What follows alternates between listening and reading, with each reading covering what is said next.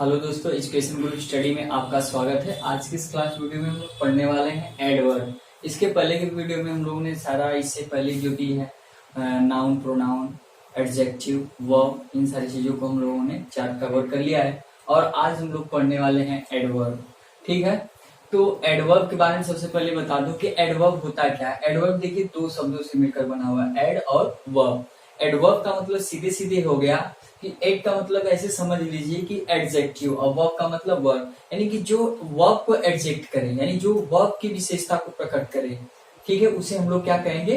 क्रिया विशेषण या एडवर्ब कहेंगे। जैसा कि यहाँ परिभाषा में दिया हुआ है कि वे शब्द जो किसी वर्ब, एडजेक्टिव व अन्य एडवर्ब की विशेषता को प्रकट करते हैं उसे हम लोग क्या करते हैं? एडवर्ब करते हैं। यानी कि एडवर्ब ऐसा वर्ड होता है जो अपने साथ साथ एडवर्ब यानी वर्ब की विशेषता को बताएगा, लेकिन उसके साथ साथ एडजेक्टिव और अपनी एडवर्ब की भी विशेषता बतलाता है। ठीक है, तो उसे हम लोग क्या कहेंगे? एडवर्ब कहेंगे। जबकि जो एडजेक्टिव होता है वो केवल नाउन और प्रोनाउन को क्वालिफाई करता है। तो यहाँ पे उसके जैसे परिभाषा में जस्ट हो गया, नाउ हो गया, फास्ट हो गया, वेरी हो गया, ट्रूली हो गया, श्योरली, ये सब वर्ड किसको बताते हैं? किसी क्रिया को एडजेक्ट करते हैं। जैसे मैं कोई कार्य कर रहा हूँ, फास्ट कर रहा हूँ, यानी फास्ट कर रहा हूँ तो मेरे करने का जो विशेषता जो प्रकट कर रहा है वो क्या कर रहा है? फास्ट। तो ये क्या हो जाएगा? क्रिया विशेषण हो जाएगा। उसी तरह से नाउ, मैं आ रहा हूँ, मैं अभी आ रहा हूँ। ठीक है, मैं आ रहा हूँ एक शब्द है और मैं अभी आ रहा हूँ, तो आने में अभी लग गया तो क्या होगा? इसको भी ये अभी नाउ क्या कर रहा है? ये भी इसको विशेषता बता रहा है उसका। जैसे उसी तरह से वेरी भी क्या होगा? इसको एडजेक्ट करेगा। जैसे यू आर वेरी फास्ट, तुम बहुत तेज हो, यानी फास्ट क्या है? एक एडजेक्टिव है।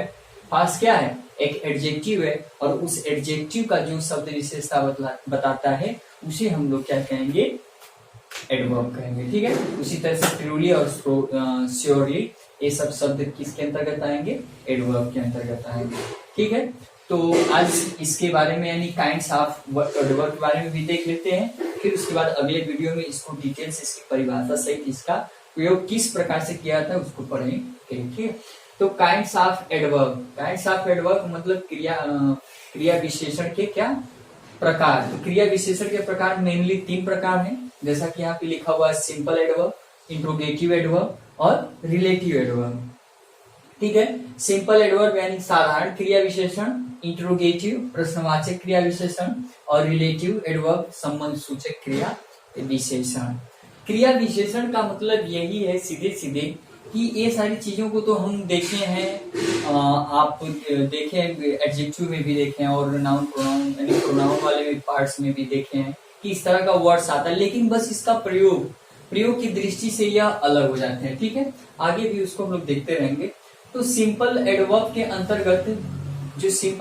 अंतर्गत देखिए कई मतलब इसमें 7 प्रकार आते हैं, जिसमें एडवर्ब ऑफ टाइम है, एडवर्ब ऑफ प्लेस है, एडवर्ब ऑफ मैनर है, एडवर्ब ऑफ क्वांटिटी और adverb of number, adverb of affirmation and negation और adverb of reason and purpose.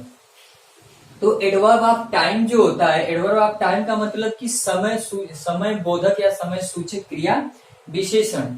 तो समय सूचक क्रिया विशेषण क्या होगा कि जब किसी क्रिया की विशेषता एक समय में बताया जाए, समय यानी किसी क्रिया की जब समय बताया जाएगा तो वहां पे कौन सा विशेषण हो जाएगा? समय सूचक क्रिया विशेषण। जैसे मैं कोई कार्य कर रहा हूँ तो मैं जस्ट कर रहा हूँ, तुरंत कर रहा हूँ या अभी कर रहा हूँ, तो ये सब टाइम बता रहे हैं। किसको बता रहे हैं? टाइम बता रहे हैं। तो यहाँ पर सीधे सीधे क्या हो जाएगा? समय सूचक क्रिया विशेषण। जैसे एस्टरडे हो गया, टुडे हो गया, मैं कल आऊंगा यानी आऊंगा तो कल आऊंगा, या फिर टुडे हो गया। फिर इस तरह से समय बताने वाले जितने भी शब्द होंगे वो सीधे सीधे किसके अंतर्गत आएंगे? एडवर्ब ऑफ टाइम के अंतर्गत आएंगे। ठीक है, समय सूचक या समय बोधक क्रिया विशेषण। और एडवर्ब ऑफ प्लेस इसके अंतर्गत लिख दे रहा हूं, जैसे जस्ट, नाउ, टुडे, एस्टरडे, ये सब शब्द आते हैं। ठीक है, अब प्लेस के अंतर्गत क्या आएगा? एडवर्ब ऑफ प्लेस का मतलब स्थान सूचक क्रिया विशेषण। स्थान सूचक क्रिया विशेषण का मतलब क्या होगा? सीधे सीधे स्थान को जो क्वालिफाई करेगा। किसको क्वालिफाई करेगा? स्थान को क्वालिफाई करेगा। जैसे में हियर, देयर, हिदर, दीदर, इस तरह से जितने भी वर्ड हैं वो सीधे सीधे किसको बता, जैसे यहाँ, मैं यहाँ हूँ, यानी कि इस स्थान पर हूँ, तो क्या है, एक सीधे सीधे किसको बता रहा है? प्लेस को बता रहा है। तो ये सब जितने भी प्लेस को बताने वाले वर्ड्स होंगे वह किसके अंतर्गत आएंगे? एडवर्ब ऑफ प्लेस के अंतर्गत आएंगे। वहीं पे adverb of manner, adverb of manner का मतलब होता है रीति बोधक क्रिया विशेषण। रीति बोधक क्रिया विशेषण का अर्थ यह है कि किसी भी कार्य को करने के लिए रीति, रीति का मतलब एक अच्छा, आप कितने उसको अच्छे तरीके से, या कितने आपका ढंग जो होता है, यानी ढंग को प्रस्तुत करता है, तो उसे हम लोग क्या कहते हैं? रीति बोधक क्रिया विशेषण। तो रीति बोधक क्रिया विशेषण में जैसे आ जाएगा रीति क्रिया, जैसे वेल, श्योरली, तो इस तरह से वर्ड्स जो वेल है, बैड है, या फिर वेरी गुड है, ये सारे के सारे वर्ड्स किसके अंतर्गत आएंगे? मैनर के अंतर्गत आते हैं। ठीक है। फिर वहीं पे adverb of quantity, adverb of quantity का मतलब यह होता है कि जो क्वांटिटी को बताए, यानी मात्रा को बताए। जैसे यानी कि कोई क्रिया विशेषण, यानी कि मात्रा बोधक क्रिया विशेषण। मात्रा बोधक क्रिया विशेषण के अंतर्गत जैसे फ्यू, मोर, मच, इस तरह से इत्यादि जो शब्द हैं वो इनके अंतर्गत आते हैं। यानी कि जो जैसे फ्यू है तो ये क्वांटिटी को बताएगा। किसको बताएगा? मात्रा को बताएगा कि कोई चीज पढ़ने, यानी कि वह बहुत ज्यादा पढ़ता है, या वह बहुत ज्यादा काम करता है, वह बहुत कम पढ़ता है। तो इस तरह से जो भी वर्ड्स क्वांटिटी में उसको बताएगा, या वो बहुत तेज दौड़ता है, वह बहुत अच्छा पढ़ता है। तो इसमें क्या होगा? सीधे सीधे जिसमें मात्रा की बात की जाएगी, जिसमें उसकी क्वांटिटी की बात की जाएगी, वहां पे एडवर्ब ऑफ क्वांटिटी होगा। ठीक है। अब एडवर्ब ऑफ नंबर, यानी संख्या बोधक या संख्या सूचक क्रिया विशेषण। संख्या सूचक क्रिया विशेषण में आपका सीधे सीधे जो संख्या बताएगा, जैसे 1 2 3, ट्वाइस, वंस, क्या हो जाएगा? वंस, ट्वाइस, 1 2, इस तरह से फिर सेकंडली।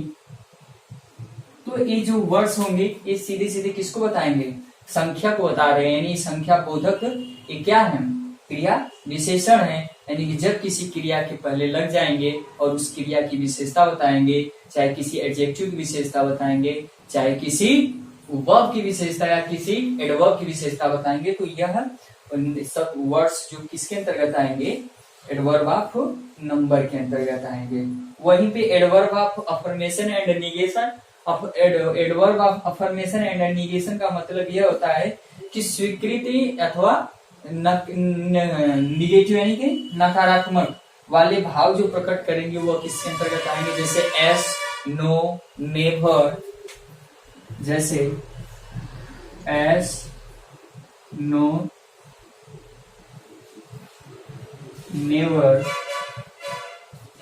सेल्डम, ये वर्ड्स किसके अंतर्गत आएंगे? ये वर्ड्स हमेशा ये अफर्मेशन या निगेशन को दर्शाते हैं। अफर्मेशन या निगेशन को इसलिए दर्शाते हैं कि कोई क्रिया कर रहे हैं, जैसे क्या आप पढ़ रहे हैं, तो आप कहेंगे एस, तो यहाँ पे क्या है? अफर्मेशन एंड निगेशन का मतलब हाँ या ना में आप जवाब देंगे। नो कहेंगे, नेवर कभी भी नहीं, सेल्डम कभी कभी।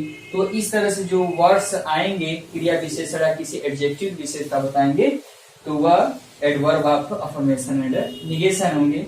और वही पे एडवर्ब ऑफ रीजन या पर्पज है।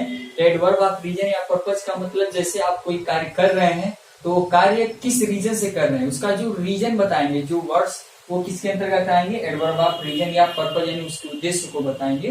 तो जैसे इसमें आ जाएगा सो, बिकॉज आदि वर्ड्स इसके अंतर्गत आ जाएंगे, जो कि किसको बताएंगे? रीजन अथवा पर्पज को बताते हैं। तो ये सारे के सारे वर्ड्स किसके अंतर्गत आएंगे? एडवर्ब ऑफ रीजन के। यानी कि आप कोई कार्य कर रहे हैं, उस कार्य में जो भी रीजन हो और उस रीजन को प्रकट करने वाले जो शब्द होंगे वही सी क्या होंगे? सो, यानी कि मैं पढ़ता हूँ इसलिए कि मैं अच्छे से पास हूं या अच्छा नंबर ला सकूं या जॉब पा सकूं। तो यहाँ पे कारण बताया जा रहा है कि मैं क्यों पढ़ता हूं, ताकि कारण क्या है कि अच्छा नंबर ला सकूं, अच्छी नौकरी पा सकूं, इसलिए पढ़ता हूं। तो यहाँ पे सीधे सीधे क्या हो जाएगा, यह रीजन को बता रहा है। सो तो क्या होगा, एडवर्ब ऑफ रीजन होगा। वहीं पे इंट्रोगेटिव एडवर्ब, इंट्रोगेटिव प्रोनाउन भी पढ़े हैं, सेम सारी चीजें वही रहती हैं, लेकिन होता क्या है कि बस यह चीजें एडवर्ब के रूप में प्रयोग होती हैं। तो एडवर्ब के रूप में आप देख लीजिए,